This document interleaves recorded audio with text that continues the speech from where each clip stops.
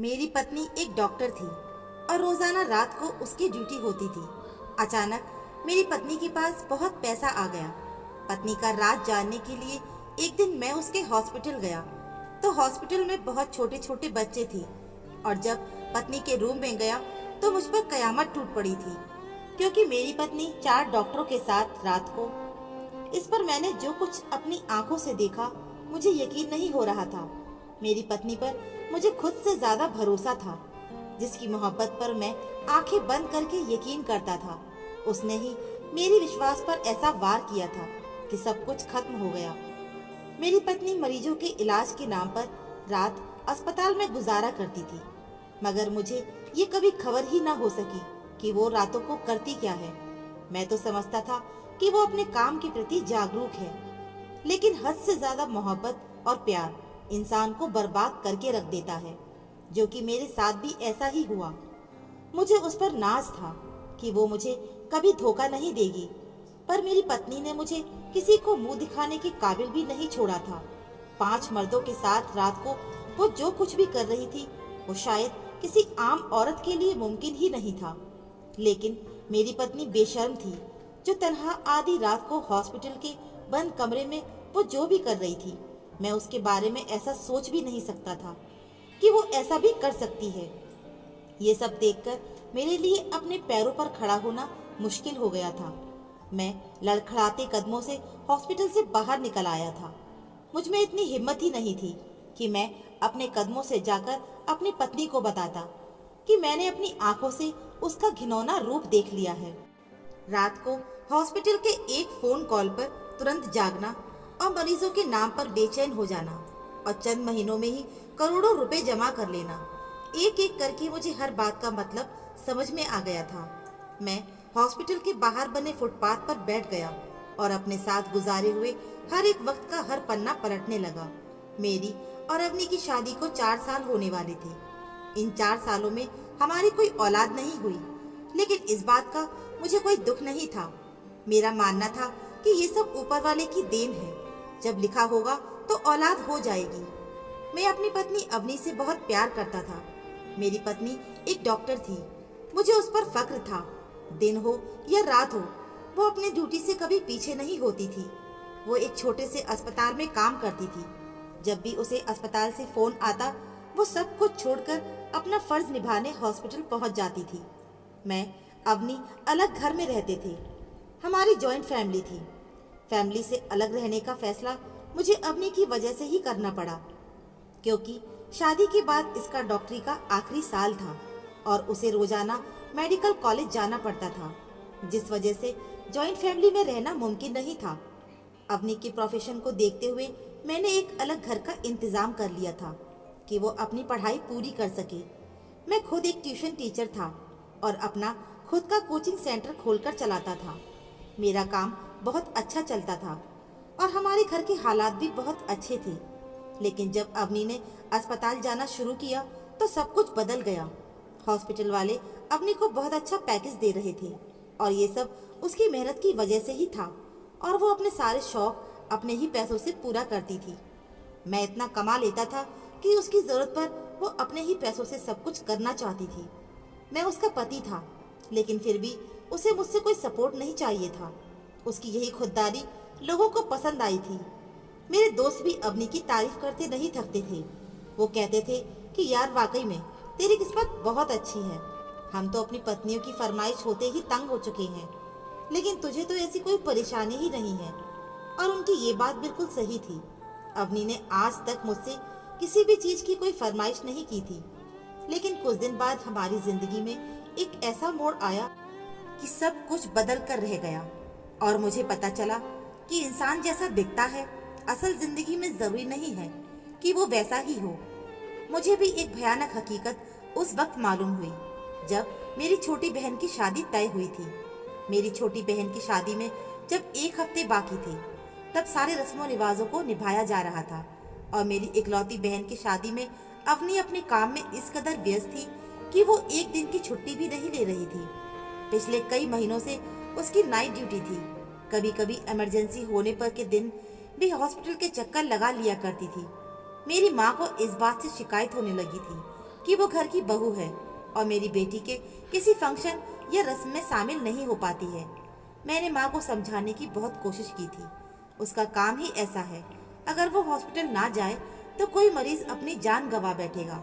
मेरी बात सुनकर मेरी माँ ने गुस्से में कहा, तेरी पत्नी हॉस्पिटल की कोई इकलौती डॉक्टर नहीं है, वहाँ पर बहुत सारे डॉक्टर होंगे। उसे चाहिए कि वो हॉस्पिटल से छुट्टी लेकर अपनी ननद की शादी के हर फंक्शन में रहे और बहू होने का फर्ज निभाए। सारे रिश्तेदार बातें बनाते हैं कि उनकी छोटी बहू को तो ससुराल से कुछ लेना देना ही नहीं है। अब मैं माँ को आखिर क्या समझाता, और ना मैं अवनी से कुछ कह सकता था, क्योंकि अवनी से मैंने पसंद की शादी की थी और शादी से पहले उसने मुझे साफ साफ कह दिया था कि चाहे कुछ भी हो जाए मैं अपने काम को नहीं छोड़ सकती। और मैंने भी जज्बात में आकर उसकी ये शर्त मान ली थी। लेकिन उसकी यही शर्त मेरे लिए निभाना अब मुश्किल हो गया था, क्योंकि माँ का दबाव बहुत बढ़ गया था। माँ चाहती थी कि अपनी मेरी छोटी बहन कनिका की शादी में शामिल होकर हर फर्ज निभाए। अगर देखा जाए तो माँ की बातें सच थीं, क्योंकि अवनी की गैर मौजूदगी ने लोगों के ताने सुनने पर मजबूर कर दिया था। सबको यही लग रहा था कि शायद अवनी और मेरी माँ के बीच नहीं बनती है, इसलिए वो शादी के किसी फंक्शन में शामिल नहीं हुई। अब शादी में सिर्फ एक दिन बचा था। एक दिन अवनी हॉस्पिटल से आई तो मैंने उसे प्यार से समझाया कि वो अस्पताल से सिर्फ एक दिन की छुट्टी ले ले, ताकि माँ की भी शिकायत दूर हो जाएगी। मेरी बात सुनते ही उसको गुस्सा आ गया और गुस्से में अपने हाथ का मोबाइल फर्श पर पटक दिया और कहने लगी, मैं एक डॉक्टर हूँ और हॉस्पिटल में मरीजों को मेरी ज़रूरत है, और आप चाहते हैं कि इन फालतू रस्मों के चक्कर में मैं मरीजों को छोड़ दूँ। अवनी का अंदाज इस कदर जज्बाती था कि मैं खामोश हो गया। वो एक गरीब परिवार से थी और उसके पापा बीमारी से पीड़ित थे। सही वक्त पर उनका इलाज न होने पर वो इस दुनिया से चल बसी थी। शायद इसीलिए उसे मरीजों की भावनाओं की कदर थी। वो खुद कितनी भी बीमार क्यों ना होती, लेकिन मैंने उसे कभी छुट्टी लेते हुए नहीं देखा था। एक रोज तो वो तेज बुखार से तप रही थी, लेकिन जैसे ही हॉस्पिटल से फोन आया वो तुरंत बिस्तर से उठी और हॉस्पिटल जाने के लिए तैयार होने लगी। उस रात मैंने उसे रोकने की बहुत कोशिश की थी, लेकिन उसने मेरी एक ना सुनी। मजबूरन मैं खुद ही उसे हॉस्पिटल के दरवाजे तक छोड़ आया। जब वो तेज बुखार में हॉस्पिटल से गैर हाजिर नहीं हुई तो वो मेरी बहन की शादी के लिए कैसे छुट्टी कर सकती थी। मैं दोनों के बीच में फंस गया था। अगर माँ की तरफ देखता तो वो भी अपनी जगह सही थी, और पत्नी की तरफ देखता तो उसकी बात भी मुझे गलत नहीं लगती थी। थोड़ी देर में अवनी फ्रेश होकर मेरे पास आकर बैठ गई। उसका सर झुका हुआ था। वो मुझसे कहने लगी, देखो आकाश, मैं जानती हूँ कि तुम्हारी इकलौती बहन की शादी है, लेकिन एक बात तुम्हें मेरी भी समझनी होगी कि मेरा काम बहुत अहम है। मेरे लिए एक दिन की छुट्टी भी मुमकिन नहीं है। मेरा हॉस्पिटल बहुत बड़ा नहीं है, वहाँ गिने चुने ही डॉक्टर हैं। किसी एक की गैर मौजूदगी मरीज के लिए मुश्किल हो जाती है। हॉस्पिटल वाले मुझे इतना अच्छा पैकेज इसलिए दे रहे हैं क्योंकि मेरा काम बहुत अच्छा है। मैं पूरी मेहनत और लगन से अपना काम कर रही हूँ। मैंने एक नज़र उस पर डाली।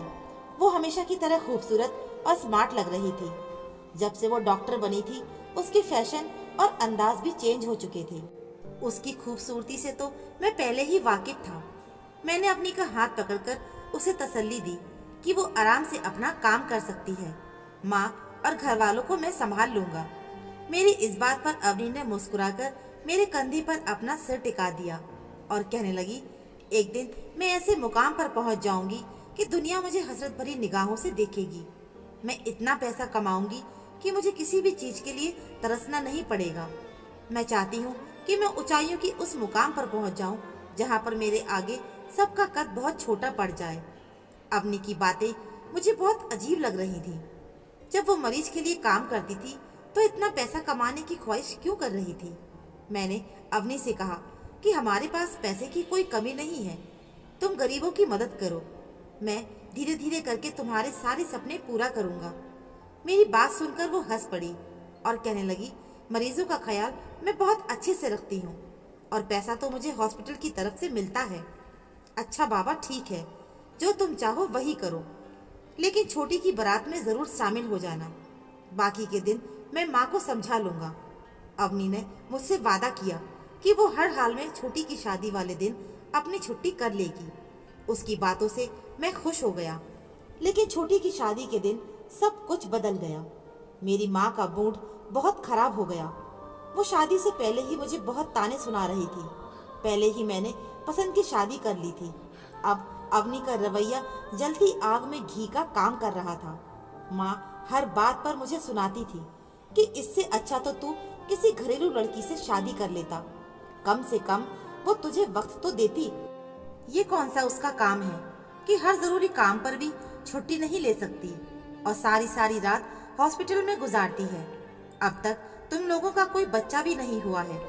मैं खामोशी से माँ की बातें सुन रहा था। धीरे धीरे करके शादी का दिन आ गया। अवनी शाम से ही घर पर थी और बारात आने की तैयारी कर रही थी। उसे देखकर मुझे तसल्ली हुई। वो मुझसे पहले सज धज कर तैयार हुई। उसे देखकर मैं हैरान रह गया। वो हमेशा से कहीं ज्यादा खूबसूरत दिखाई दे रही थी। हम दोनों तैयार होकर मैरिज हॉल को निकलने ही वाले थे कि अवनी का फोन जोर जोर से बजने लगा। किसी इमरजेंसी पर उसका हॉस्पिटल से फोन आया था। अवनी कुछ देर तो ना जाने क्या बात कर रही थी, लेकिन आगे से ना जाने ऐसा क्या कहा कि उसने कहा ठीक है और फोन काट दिया। मैंने सवालिया नजरों से उसकी तरफ देखा तो कहने लगी, मजबूरी है, बस कुछ देर के लिए उसे अस्पताल जाना पड़ेगा। उसकी बात सुनकर मुझे गुस्सा आ गया। मैंने कहा, क्या हॉस्पिटल के सारे डॉक्टर मर गए हैं जो हर इमरजेंसी पर तुम्हें ही जाना पड़ता है? तुमने साफ साफ क्यों नहीं कहा कि तुम्हारे घर शादी है, तुम नहीं आ सकती? अवनी की आंखों से आंसू आ गए। कहने लगी, आप जानते तो हो कि मैंने आपके सामने कई बार इनकार किया, लेकिन क्या करूं, मेरा मरीज है, मुझे उसकी हिस्ट्री मालूम है, इसीलिए मेरा जाना बहुत जरूरी है।